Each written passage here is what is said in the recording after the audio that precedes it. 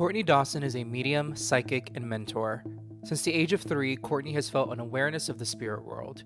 Today, she uses her ability to help others connect with their departed loved ones, find inner healing, and overcome their fears. She has attended the Arthur Findlay College in England and worked with mentors like Tony Stockwell and Eileen Davies. She hosts her podcast, The Connected Spirit, where she shares about her personal experiences and her journey and development as a medium. And just a quick note that in this episode, I had some microphone issues. So we're just going to roll with it and talk with Courtney on Third Eyesight. My name is Juan Francisco, and I'm a psychic medium and tarot card reader. I've always been curious about the supernatural, the paranormal, and psychic abilities, and I'm here to share my stories and interview folks who want to share their own stories with us. Let's get to it. Courtney, thanks for joining us on Third Eyesight. Thank you so much for having me. Really excited to be here. So excited too. I was saying before I hit record, we've been following each other on Instagram for quite a while, so it's good to finally chat with you and get listeners to know more about you. So tell our listeners where you're based and about your work. Okay. I live in Vancouver, British Columbia, Canada. I'm a Canadian, and I've lived here my whole life. And I'm an evidential psychic medium and mediumship teacher. In addition to that, I'm an ordained spiritualist minister. So I work within the spiritualist churches, and that's really where my mediumship foundation and development grew from and stems from. So I work with the world of spirit to bring through proof of survival. So I know there's different types of mediumship, but for my style of mediumship, I work with spirit to bring through pieces of information that defy logic, that really help identify who the spirit communicator is, how they're connected to my recipient, and most importantly, to share those beautiful, loving, healing messages from the world of spirit. And in addition to that, I have an online school, the Connected Spirit School. So I work with students all over the globe that are looking to really embark on that journey of personal discovery by unfolding their mediumship abilities. And it's such an honor to be able to help people do that. So I run courses throughout the year through the online school. And I just love what I do. It's really an honor to be a voice for the spirit. That's amazing. And I didn't know that you had the Connected Spirit School. When did you launch that? In 2022. So I was doing different workshops through the Spiritualist Church, and I was doing one-off classes, quarterly. But then the World of Spirit, with their guidance, it's always with their guidance and support one, they were like, you have a need, like there's a need for people to have more consistent and formal training. And so we really, together with my spirit team, curated some courses that really help identify the key areas of where people are wanting to develop their mediumship abilities. And my big thing and my big philosophy is I really try to normalize mediumship. It has been portrayed in so many different ways through religion, through Hollywood, to be something super normal. And I think it's pretty super incredible, right? But I really believe at its core, it's something that all of us can do because we're spirit first before we are a human. And so I like to approach it in that really easy to understand view, because I think when people realize it's not something that is for like a select chosen few, we're not like the special ones. It really allows them to kind of put down their guards and open their mind and their heart to the possibility of that connection with the world of spirit. And when people make that connection, oh my God, it is like the stuff I live for because it changes lives every single day. I'm loving how we're kicking off this episode because I absolutely agree. I do believe that maybe some folks have a larger propensity for connecting with Yes. spirit because of their conditioning and upbringing. Maybe there's Yeah. something. I mean, my family, it runs on my dad's side it just happens to be the case that there are many on that side of the family. So I don't know, but I am definitely of the camp of belief that we all have access to this. It's not just for the special folks. I totally agree.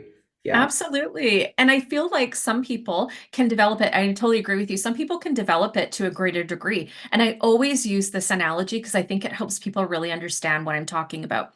Everybody can learn to play like the piano or the clarinet, but not everybody's going to be a professional musician or a concert, pianist, right? So think about it as it's an ability, and the more time that you put into it, practice, practice, practice, the stronger it's going to be. It's like when you hit New Year's Eve and you create those resolutions and you go get yourself that gym membership. Honey, if you don't go to the gym and actually use it, you're not going to see the results that you're looking for. And it's the same with mediumship.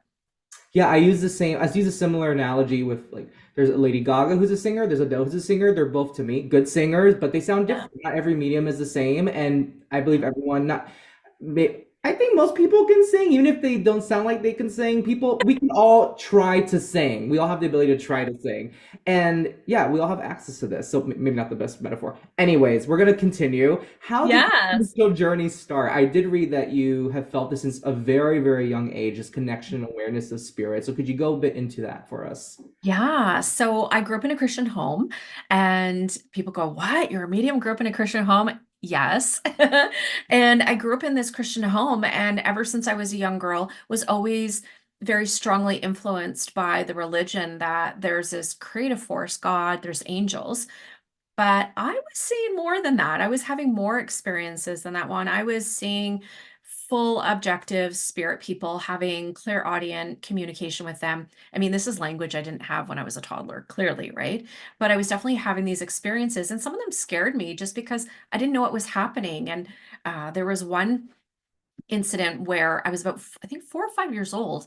We lived in this really big house. My sister and I had this massive room. I was in the room playing, and then there was a little boy and little girl, really close to my age, were playing, and then all of a sudden they were gone.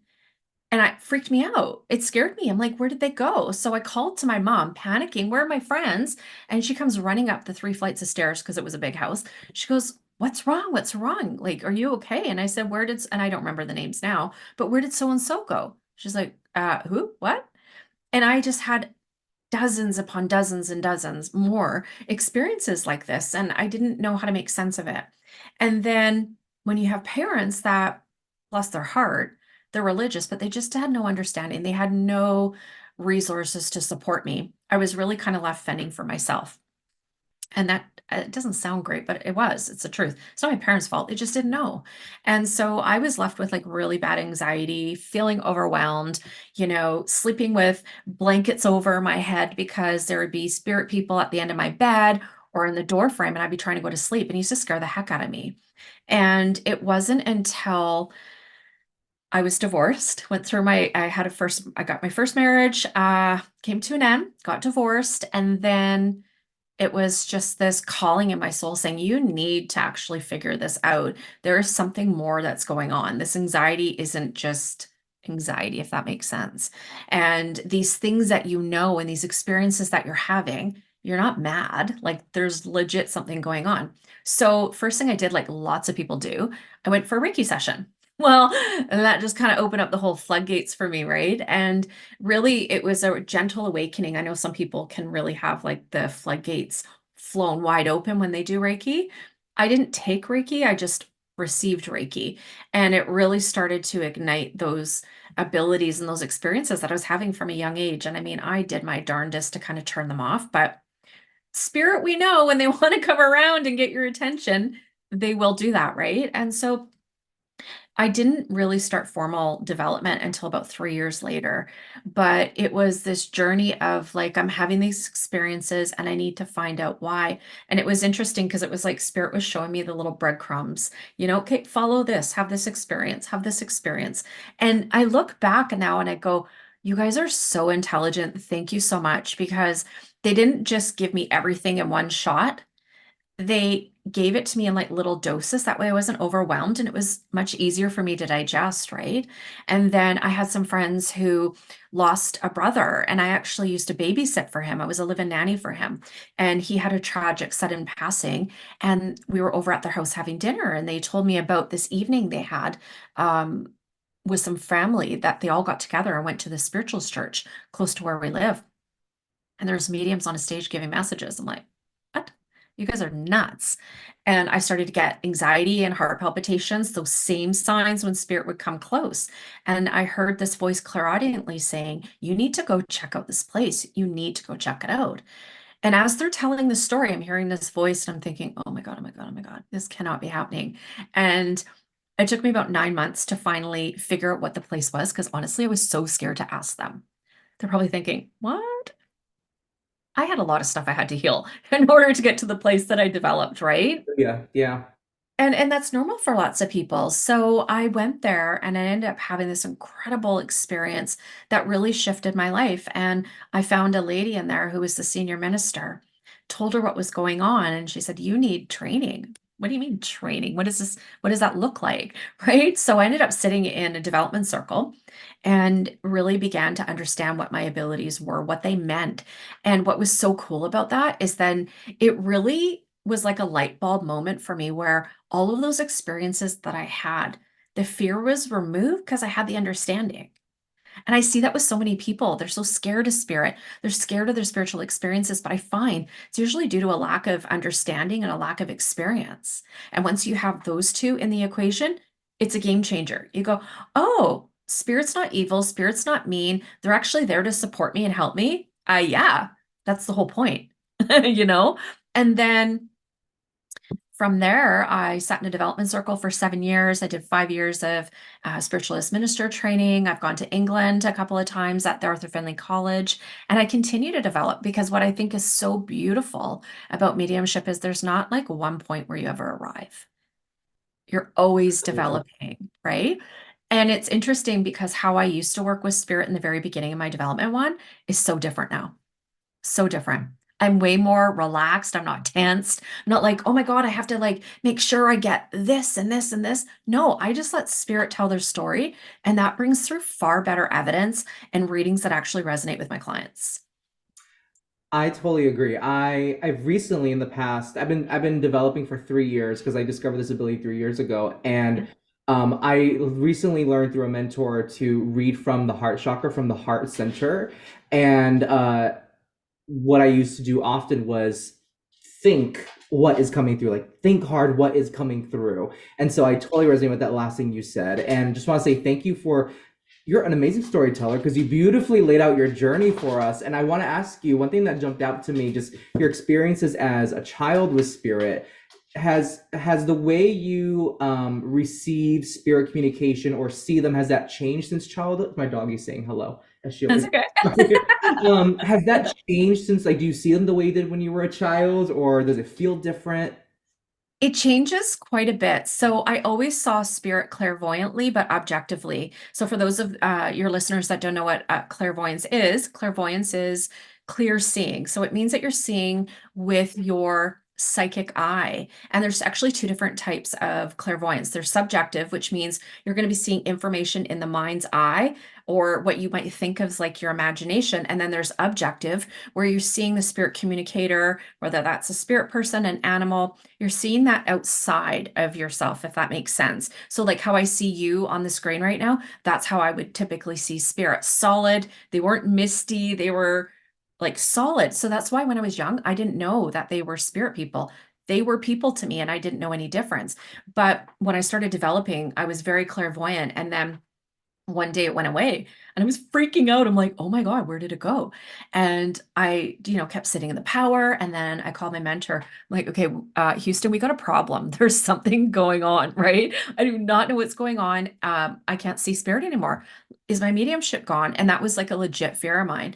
And she said, Courtney, don't worry about it. So she tuned in. And this is where I love having a mentor because they can give you that added support when you're like in your humanness, right? We're still humans before we're mediums, right? And so she said, Courtney, no, they're just changing how they work with you. So my mediumship changes a lot, but the one thing that's really stayed consistent is the clear sentience. I love the clear feeling. If I could have like any of the clairs, it would be the clear feeling, but I do get a lot of clear audience. So clear audience and clear sentience are the two that I usually work the most with. And I love it because I get everything that I need from it. Clairvoyance is cool, but then you got to figure out what it all means. No, just tell me. That's Yeah. so interesting. I've always wondered because I started, I don't want to use the word late, but I started my development in my late 20s. And so I've been wanting to see them. And I think if I were to have seen them off the bat at the beginning of my development, I probably wouldn't have been ready for it. Now I'm Yeah. starting to see them, it's trickling in. And what you said before about how intelligent spirit is, I kind of imagine this conversation in my head with the other side or with spirit, my guides, of like, why can't you just give it all to me at once? And they would be like, well, what's the fun in that? Like, well, Yeah. okay.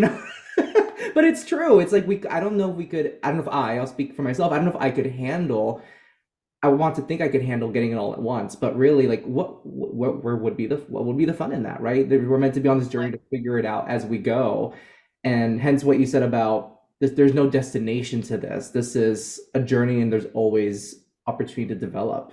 Absolutely.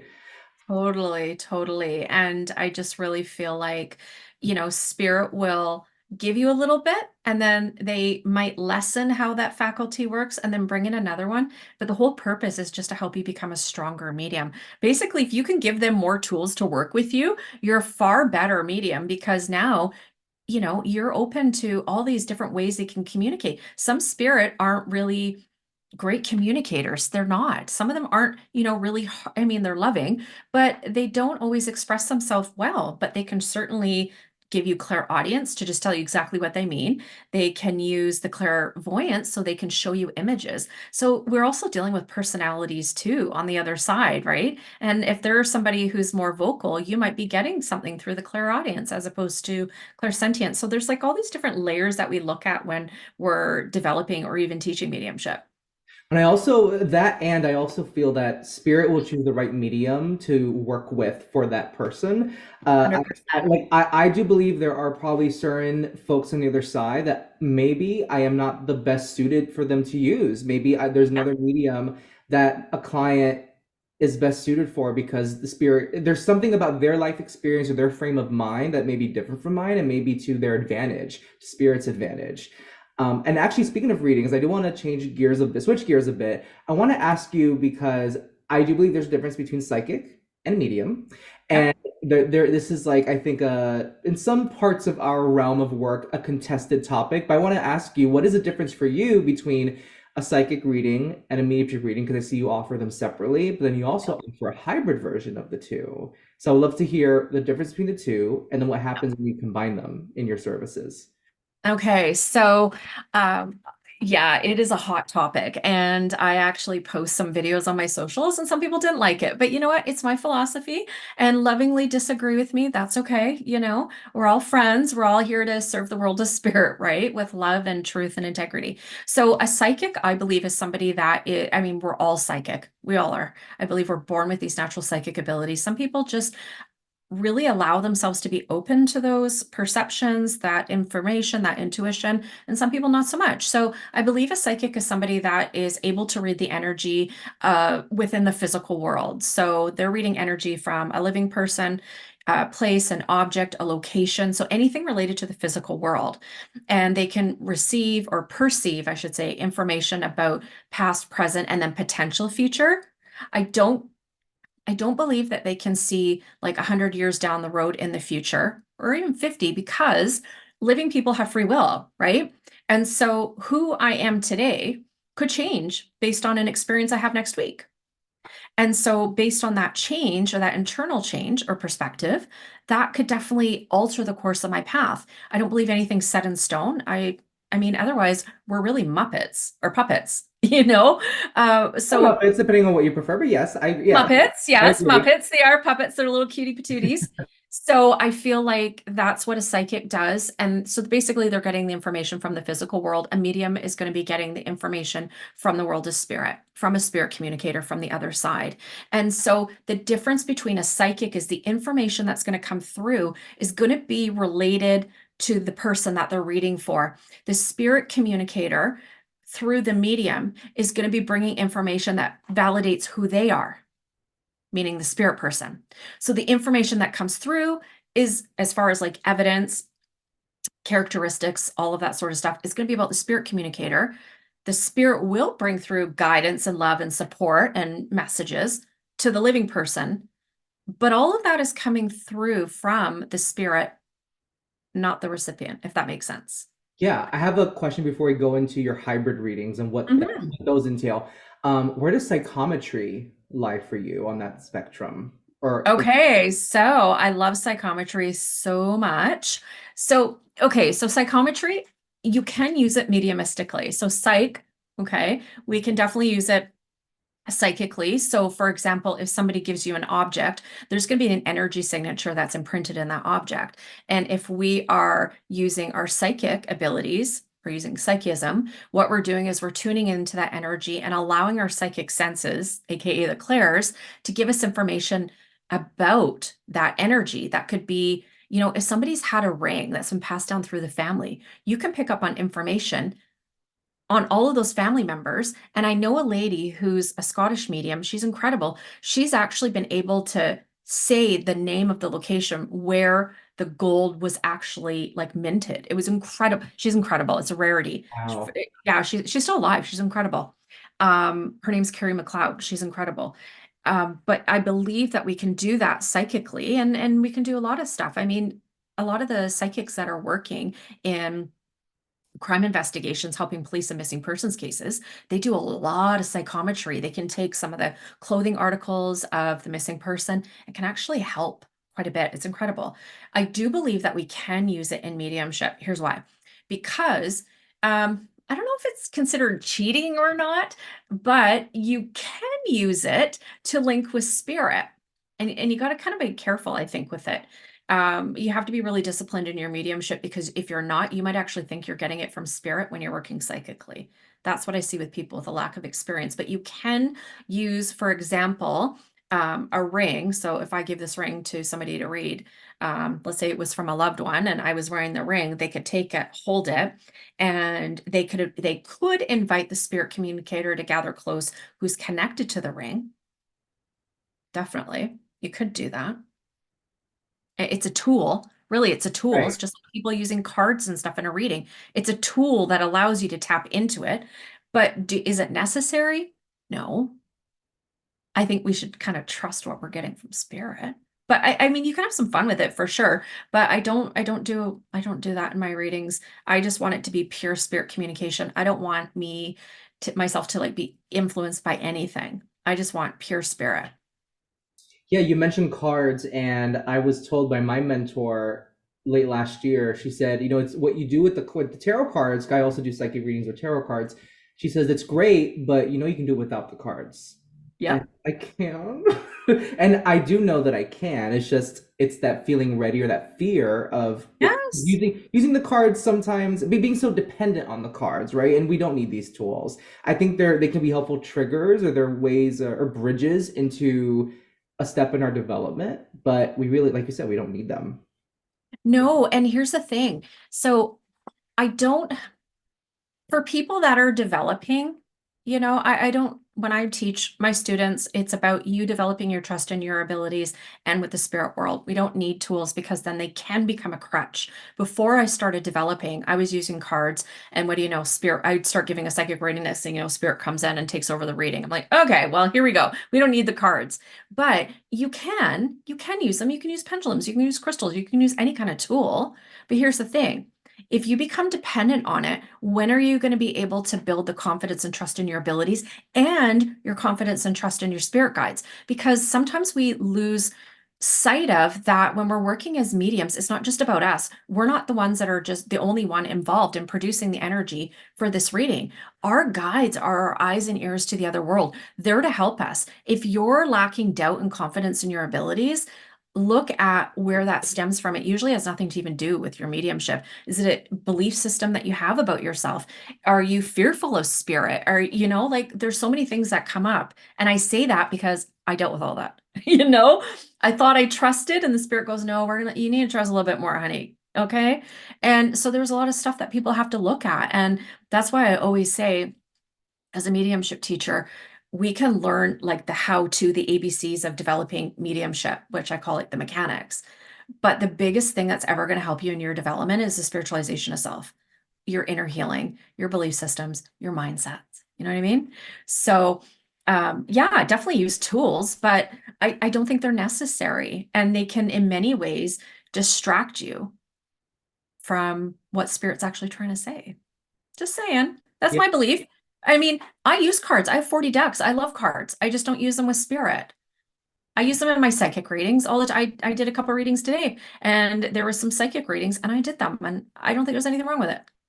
Yeah, yeah, I'm totally agree. I'm loving this conversation because I think you're dropping so many truths here. Now, how does a hybrid hybrid reading, excuse me, with you work? Because I see that you Yeah. combine the psychic and the mediumship in that I service. do, but I work separately in the reading. So, for example, the first half will be an intuitive card reading where I'm working psychically. So if it's a 60-minute session, the first 30 minutes are going to be me working psychically. I can become aware of spirit, but I'm not, you guys, you wait your turn. We'll get you to the second half of the reading. So when I work psychically, I'm working with clients that are wanting to get clarity, insight, guidance, and support about areas of their life that really matter the most. People are so stressed out and so confused and overwhelmed. They just want to know if they're on the right path. They want answers about their health, career, finance, romance. And some people go, Courtney, I've got all these problems with my finances. Yeah, you do. Absolutely. And the cards will validate that.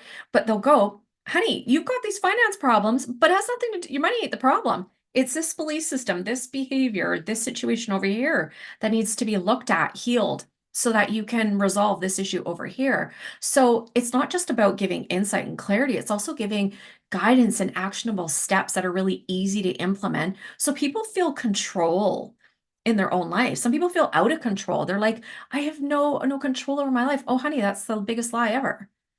There's nobody running your life but you. Your world, your lived experiences are all based on your belief systems, your thoughts, your emotions. Law of attraction, you know what I mean? So we got to own a little bit of it. We do. We really, really do. So with that, I always want my clients to feel empowered with the information that they get so that they can feel so confident in the decisions that they're making for themselves, their family, and their life. So that is all psychic. So again, I'm getting information from the cards, I'm getting information from my client's energy and my own intuition that's coming through. And then the second half, cards are put away, and then I ask the spirit to come close. And I always tune my awareness around the atmosphere of my client because that's where the spirit people are. They're not with me. My spirit team is. People go, what do you mean? So for those of you who don't know, when us mediums are working, we're tuning into the energy around our client because that's where their loved ones are. They're always with you. They're always going to be with you. All we're doing is tuning into that energy. So that's just why online readings work, right? I tell my clients that all the time. I said the reason I'm able to channel your loved ones is because they're already with you and you are here. Yes. Absolutely. 100%, 100%. Absolutely. We're not carrying around your loved ones with us. Oh my God. No. There's no No, no. waiting room that we have over here with your loved ones. We don't. Can you imagine? Oh my God. No, no, no. So I will do a regular mediumship reading, but that'd be like a 30-minute reading. So I'm going to bring through clear, accurate, and specific information and loving messages from their loved ones in spirit. And yeah, it's just I love it because some people go, Courtney, I don't know what to pick. That's why I came up with the hybrid. You can get a card reading where I'm working psychically, and then you get a mediumship reading. And I find that clients that haven't had any kind of reading before, it's like a sampler, like a little appetizer. They get to try it out, see what they like, and then usually the clients will book either a full psychic reading or a full-length mediumship reading. It's so much fun, honestly.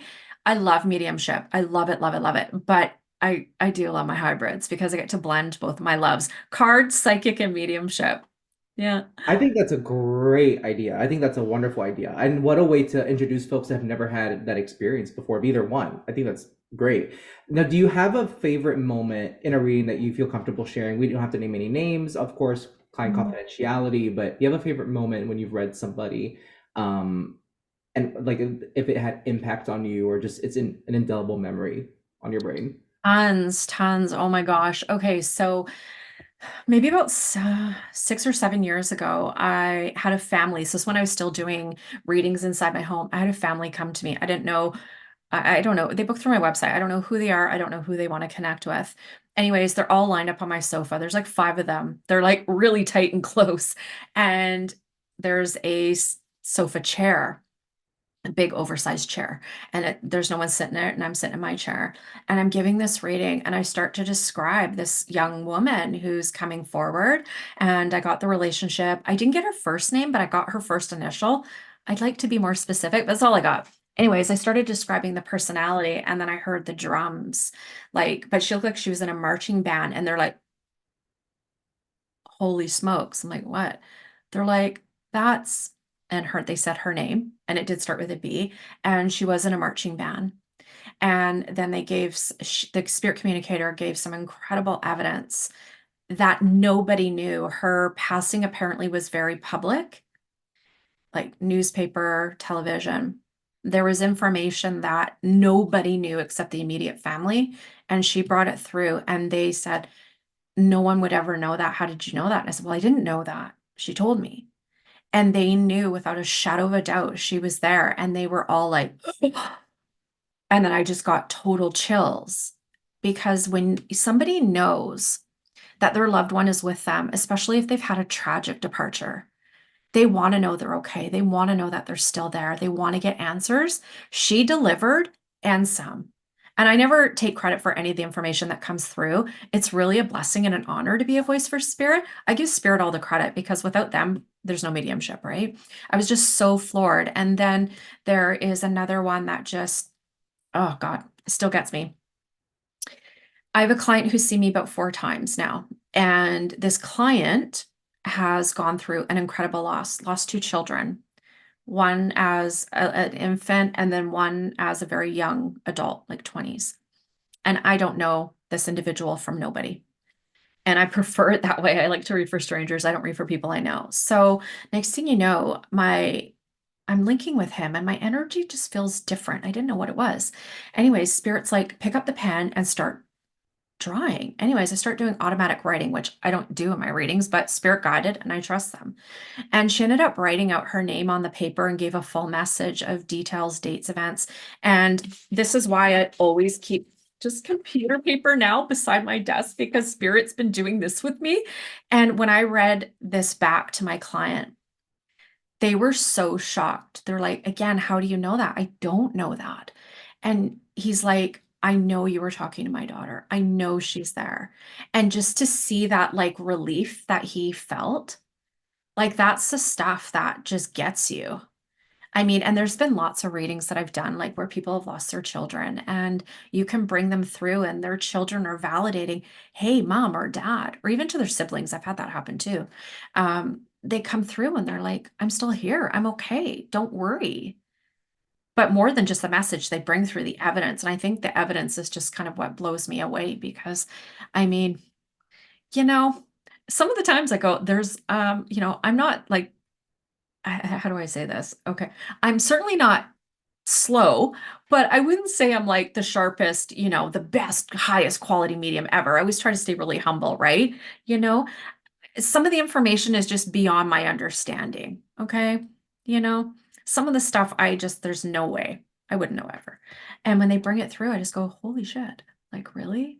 Wow. Oh my God. I I just, there's countless where like sometimes I don't cry anymore. I used to cry in the beginning when I first started. And I'm like, Courtney, smarten that up. They're here to get comfort. They're not here to comfort you.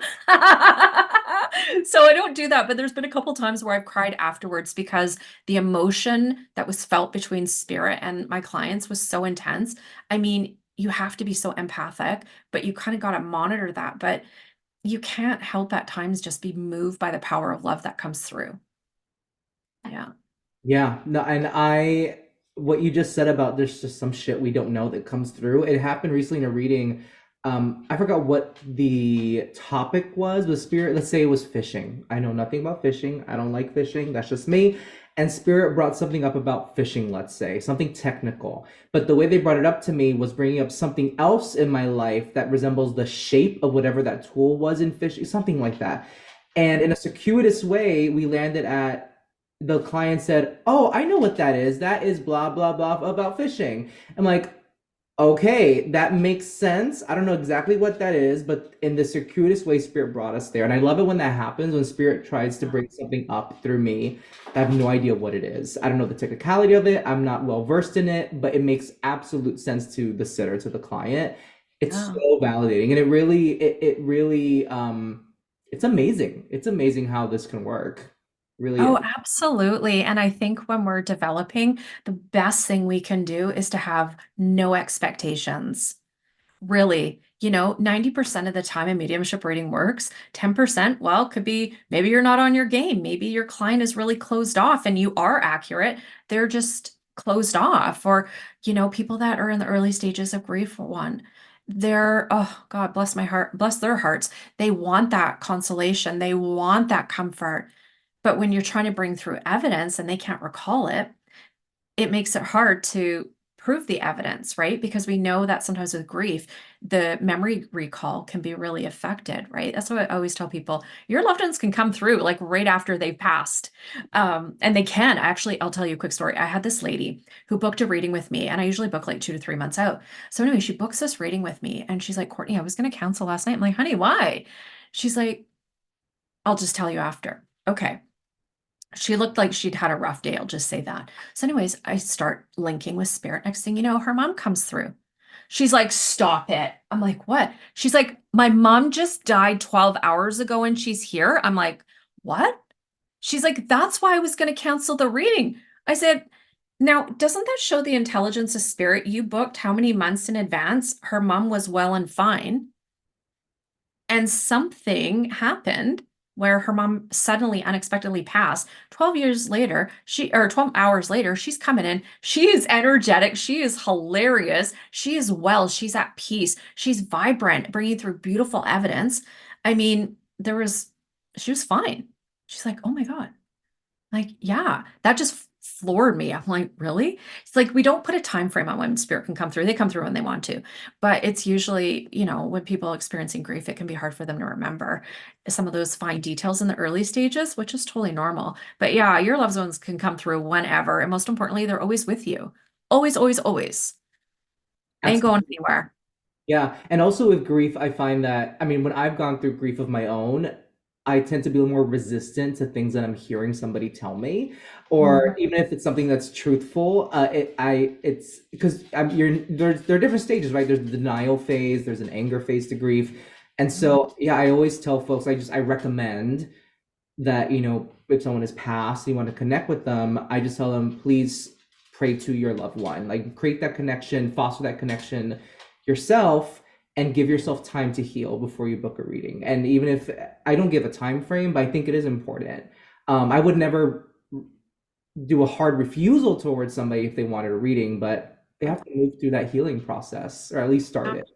Absolutely. I make recommendations and people don't always like it, but they still book with me beforehand. And what do you know? Their loved ones come through. And I think that's the value of really allowing the spirit to just do what's ever needed. And, some clients will go, well, how come so and so didn't come through? Well, doesn't mean they're not with you, doesn't mean that they weren't ready.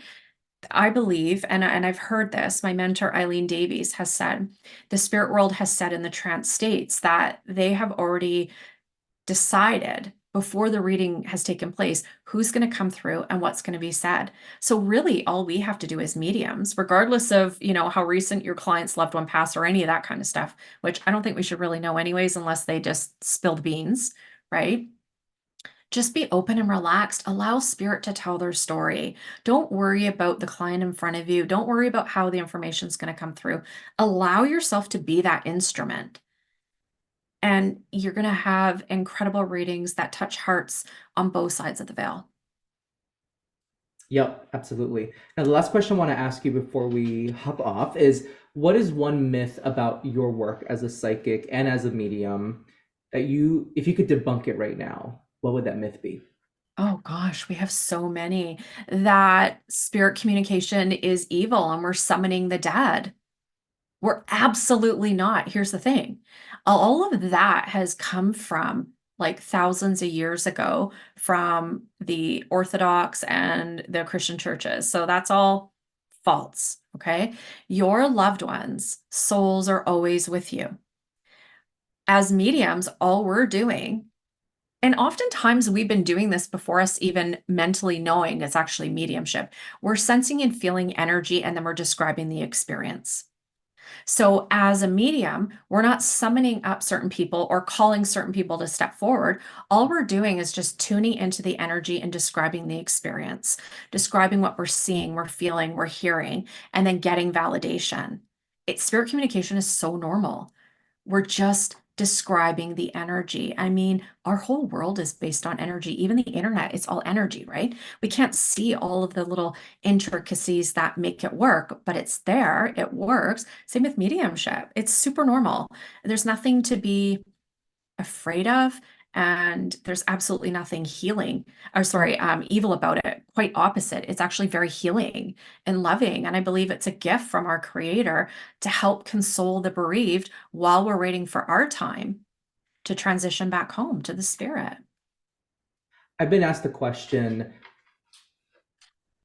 why even do it, right? And I don't resonate with that question, but I've been asked it, and it's the exact thing that you just said. It's why not do it? Why not give people hope or give ourselves hope that there is life after death, number one.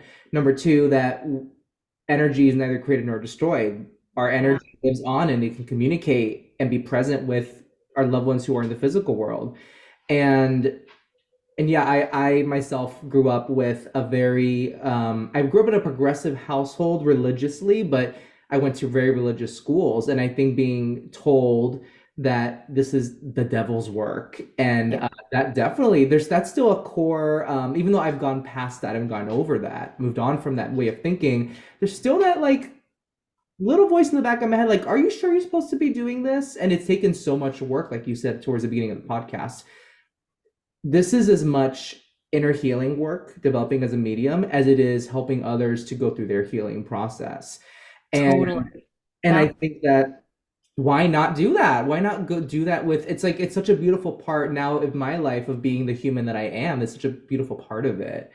Um yeah, no, I love that you mentioned that myth, and also just going back to what you said at the beginning, this is accessible to everybody, and something I love to think that we do as mediums is we're reminding people they already have this connection. We're just kind of like reminding them that it's there. Definitely, definitely. Like we said earlier in the show, everybody can learn to develop mediumship, and you don't have to become a professional medium and begin doing readings. It can be for your own understanding about life, really. It can be to connect with your own loved ones. I truly believe everybody can benefit from mediumship, understanding mediumship, or even going for a mediumship reading, because at its core, it's all about healing, right? And if we can even remove the fear of death from people, imagine how many lives are going to be changed, because so many people are worried about, what if someone thinks this about me, or other people's opinions, or fears about, well, what if this doesn't work out? Yo, here's the thing. Here's the deal, honey. Our world is so limited. We don't even realize, like, it's an illusion. Okay. This is a temporary place. Everything that happens to us is all for our soul's growth. And so when we transition, we can take those acquired skills and new lessons and new things that we've learned, and we can help support those on the other side as well. It's this continual sphere of learning. And I just think, like, so many people are trapped in fear of this, a virus, or fear of the economy, government, like all of that kind of stuff, right? Here's the deal. At the end of the day, there is nothing that is ever going to damage you, tarnish you, or hurt you, because you're an eternal being. That is a fact. That's it. And so you can definitely benefit from mediumship. It enriches your life. Absolutely. I'm not a Star Wars personally, but I have an uncle who grew up on Star Wars, went to the premiere in the 70s, loved Star Wars, and he always quotes, he's also my godfather. He always quotes a line, I'm gonna paraphrase it, that I think it's Obi-Wan Kenobi tells Darth Vader says, I shall kill you. And he says, killing me will only make me stronger. He's referring to like becoming the Force, part of the Force after death. Yeah. And my uncle has always said that to me as just as a way to explain, like, in death, quote unquote, we are in our true essence, as our soul essence, and we are the strongest we could ever be. And I think that's just a beautiful way to look at it, that there really is nothing to fear. And I've definitely myself dealt with fear of death very intensely in my life.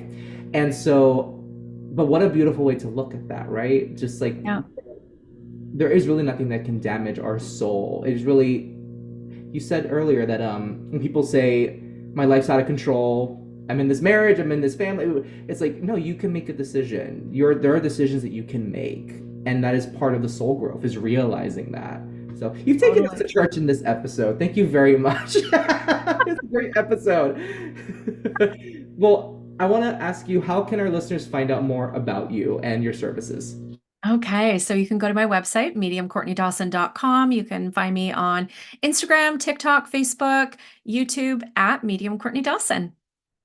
Perfect. Well, Courtney, thank you so, so much. This was such a joy to chat with you, and the vibe was just great. Thank you so much. Thanks so much, love.